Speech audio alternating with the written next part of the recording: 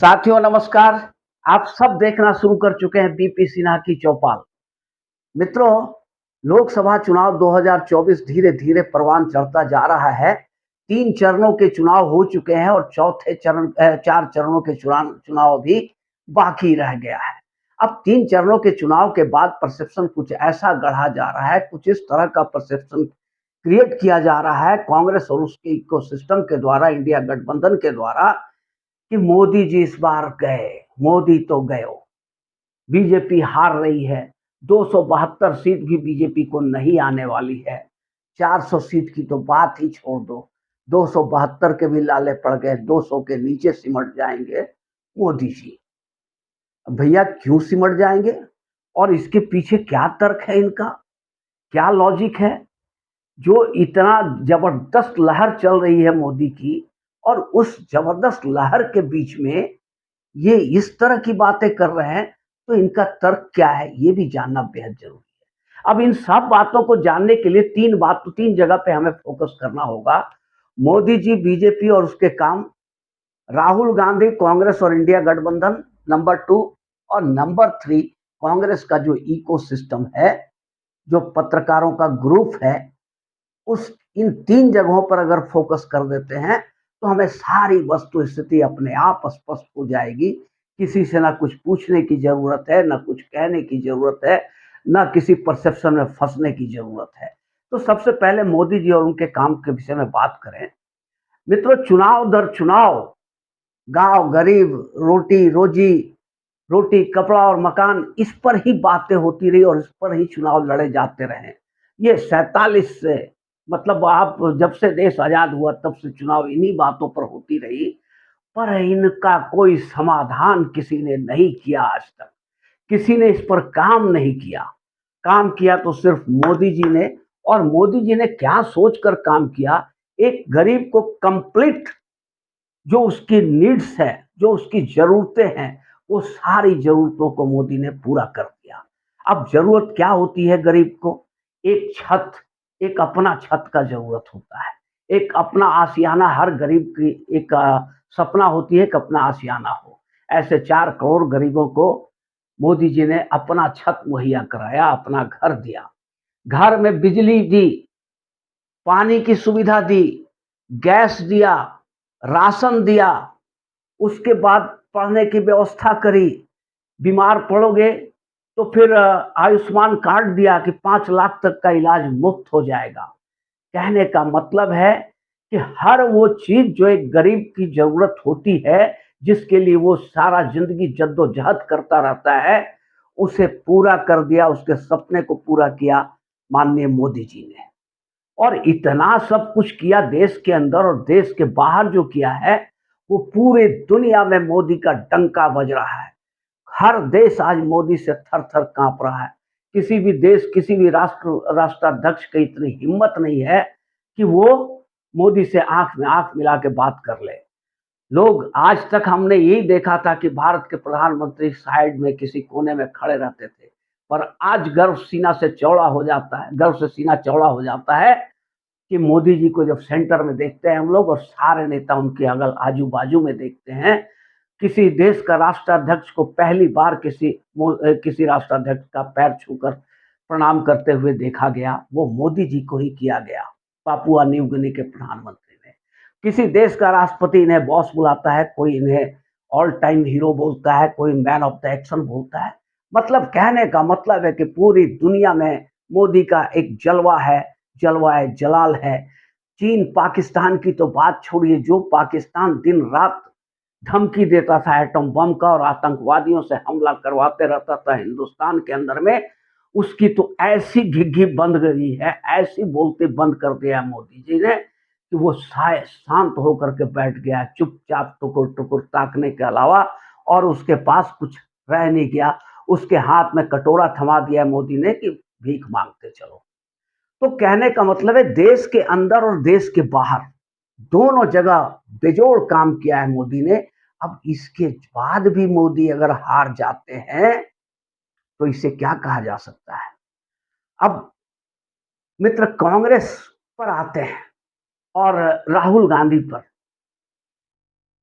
जो कांग्रेस को जीतता हुआ दिखाया जा रहा है, इंडिया गठबंधन का परसेप्शन क्रिएट किया जा रहा है इंडिया गठबंधन के फेवर में कि मोदी हार रहे हैं, बीजेपी हार रही है और इंडिया गठबंधन जीत रहा है। इस बार सत्ता में इंडिया गठबंधन आ जाएगा। अब इंडिया गठबंधन का सबसे बड़ा घटक दल कौन है भैया? कांग्रेस है। और रोज कांग्रेस के बड़े बड़े नेता छोड़ छोड़ करके भाग रहे हैं, बीजेपी में शामिल हो रहे हैं। अब जीतने वाली पार्टी जो कांग्रेस है, जो घोषित तौर पर जीत रही है, सत्ता में आने जा रही है, राहुल गांधी प्रधानमंत्री बनने जा रहे हैं, उस पार्टी के नेता छोड़ छोड़ करके लात मार मार कर कांग्रेस को भाग रहे हैं, उसके प्रवक्ता तक भाग रहे हैं। अब उब चुके हैं प्रवक्ता भी कांग्रेस को डिफेंड करते करते, इसलिए गौरव वल्लभ से लेकर रोहन गुप्ता और ये राधिका खेड़ा सब भाग निकले हैं अब वहां से। तो एक एक करके बड़ा से बड़ा नेता कांग्रेस छोड़ छोड़ करके भाग भाग रहा है और बीजेपी में शामिल हो रहा है।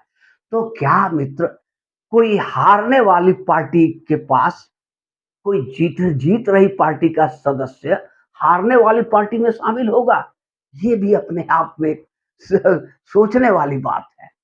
अब जहां तक ये इकोसिस्टम की बात करते हैं, तो बहुत सारे कांग्रेस के पेरोल पे हैं, कांग्रेस के बहुत सारे पत्रकार हैं।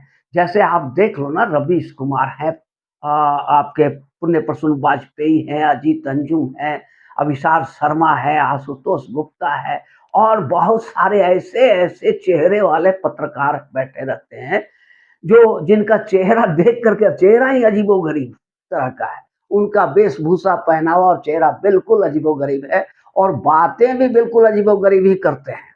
बातें भी, अभी पिछले दिनों ये जो सिस्टम है कांग्रेस का इकोसिस्टम, इन लोगों ने 3 राज्यों का जो चुनाव हुआ था, 5 राज्यों का, उसमें 3 राज्य जो थे, इसके ये लोग एकदम 200% गारंटेड भविष्यवाणी कर दिया था कि बीजेपी जा रही है, कांग्रेस आ रही है, और हुआ बिल्कुल उल्टा। कांग्रेस चली गई और इन तीनों राज्यों से, और बीजेपी पूरी मजबूती के साथ वापस आ गई।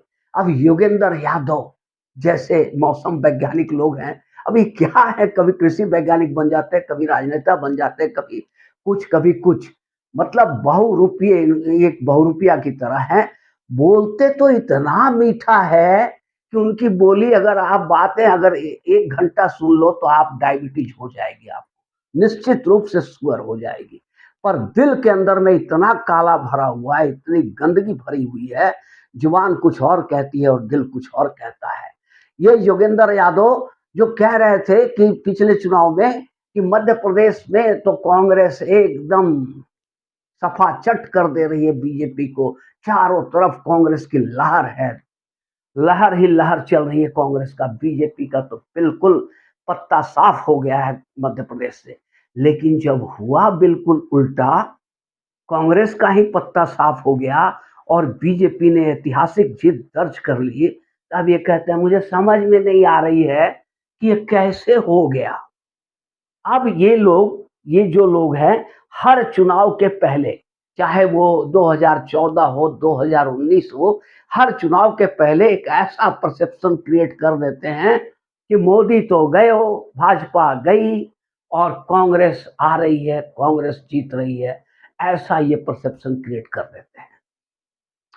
मित्र, इनकी बातों पे सिर्फ हंसा जा सकता है, हंसी आती है, क्योंकि ये लोग मतलब एक आशुतोष ने एक अपना चैनल बना रखा है सत्यहिंदी.com। आप उस पर जाओगे ना मित्र, देखोगे उस पर तो अजीबो गरीब चेहरा लिए हुए फ्यूज बल्ब, दगे हुए कारतूसों को एक लाइन से बैठे हुए आप देखोगे, और सब बैठ करके मोदी को कोस रहे हैं, मोदी को हरा रहे हैं, बीजेपी को हरा रहे हैं। पर जब रिजल्ट आ जाता है तो इनका मुंह, इनका चेहरा देखने लायक होता है, एकदम चेहरा उतर जाती है। अरे आज भी ये जान रहा है कि हम झूठ बोल रहे हैं, पर होता क्या है कि एक परसेप्शन क्यों गढ़ी जाती है, ये जानते हैं कि हम 4 जून को हमारी सारी बातें झूठी साबित हो जाएगी। मोदी को कोई हरा नहीं सकता है, मोदी ने जितना काम किया है उतना आज तक किसी ने नहीं किया है 70 सालों में, तो फिर मोदी को हरा कौन देगा। तो मोदी हारने वाले नहीं है। मोदी 400 पार के नारे लगा रहे हैं, भले 400 पार हो ना हो ये अलग बात है, लेकिन मोदी प्रधानमंत्री थे, हैं और रहेंगे, इसमें कोई शक या सवाल नहीं पैदा हो रहा है।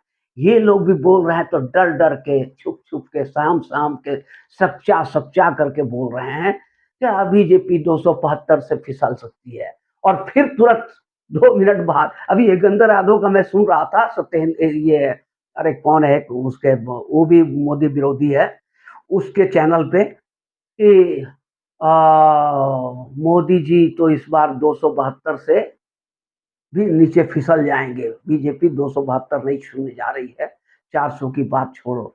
जब उस पत्रकार ने फिर इनसे सवाल किया कि कहीं ऐसा तो नहीं कि फिर से हम लोग को मुंह की खानी पड़े, बेइज्जत हो जाए, ये हमारे आकलन, हमारी कैलकुलेशन गलत साबित हो जाए, तो योगेंद्र यादव ने कहा कि संभव है, हो सकता है, गलती हो सकती है। कहने का मतलब है कि परसेप्शन खाली इसलिए गढ़ा जाता है कि पब्लिक का एक ओपिनियन होता है कि जो पार्टी जीत रही है उस पर मुहर लगा दो, उसी को वोट दो। तो ये दिखाना चाहते हैं कि इंडिया गठबंधन जीत रही है, इसलिए हिंदुस्तान के सारा पब्लिक, जितने भी जनता है, जितने वोटर्स हैं, वो सब इंडिया गठबंधन को वोट दे, चूंकि इंडिया गठबंधन जीत रही है। लेकिन हकीकत क्या है, ये 4 जून को जब आप देखोगे ना, तो इन सब लोगों के चेहरे लटके हुए मिलेंगे और ये तरह तरह के बहाने ढूंढ रहे होंगे अपने आप को डिफेंड करने के लिए। ये पत्रकार नहीं, पत्तलकार हैं। साथियों, ये वीडियो अगर अच्छी लगी हो तो एक लाइक और चैनल को सब्सक्राइब जरूर कर देंगे। धन्यवाद।